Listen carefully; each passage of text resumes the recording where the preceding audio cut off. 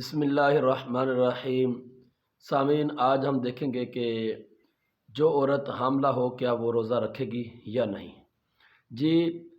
وہ ایک شرط پر روزہ چھوڑ سکتی ہے کہ اگر وہ روزہ اس کے لیے باعث ضرر ہو، باعث نقصان ہو۔ تو اب ہم نے دیکھنا یہ ہے کہ اس کو کیسے معلوم ہوگا کہ یہ روزہ اس کے لیے نقصان دہ ہے۔ آئیے سماعت فرمائیں کہ 3 تجربے ایسے ہیں جن سے یہ معلوم ہو سکتا ہے کہ روزہ عورت کو نقصان دے گا جو حاملہ ہو۔ سب سے پہلا تجربہ یہ ہے کہ اگر کوئی ماہر ڈاکٹر ہو اور فاسق بھی نہ ہو، خوف خدا رکھنے والا ہو،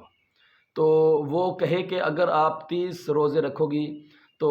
اس کی وجہ سے آپ کے جسم میں پانی کم ہونے کی وجہ سے بچے کو بھی نقصان ہو سکتا ہے یا آپ کو خود کو نقصان ہو سکتا ہے۔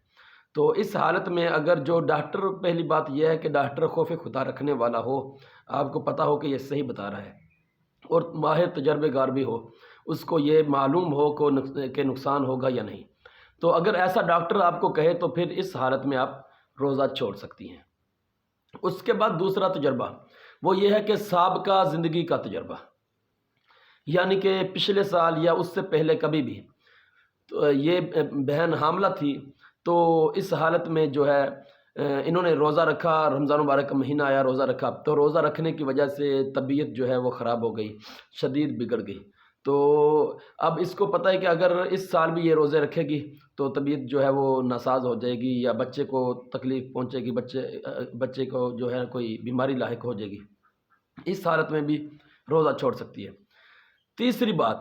تیسری بات یہ ہے کہ اسی سال کا سابقہ نہیں بلکہ اسی سال کا حال کا جو ہے تجربہ،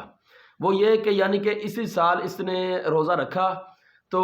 حاملہ تھی، رمضان مبارک کا مہینہ آیا، روزہ رکھا، تو جیسے ہی روزہ رکھا ایک دن روزے رکھے تو 1-2 روزوں سے ہی اتنی طبیعت ناساز ہوگی، خراب ہوگی کہ طبیعت شدید بگڑ گئی۔ تو اب اس کو پتہ ہے کہ اگر مزید روزے رکھے گی تو یہ اس کی طبیعت بھی خراب ہو سکتی ہے یا بچے کو نقصان پہنچ سکتا ہے۔ تو ان حالتوں میں شریعت نے اجازت دی ہے کہ وہ عورت جو حاملہ ہے وہ روزہ نہ رکھے۔ جزاک اللہ۔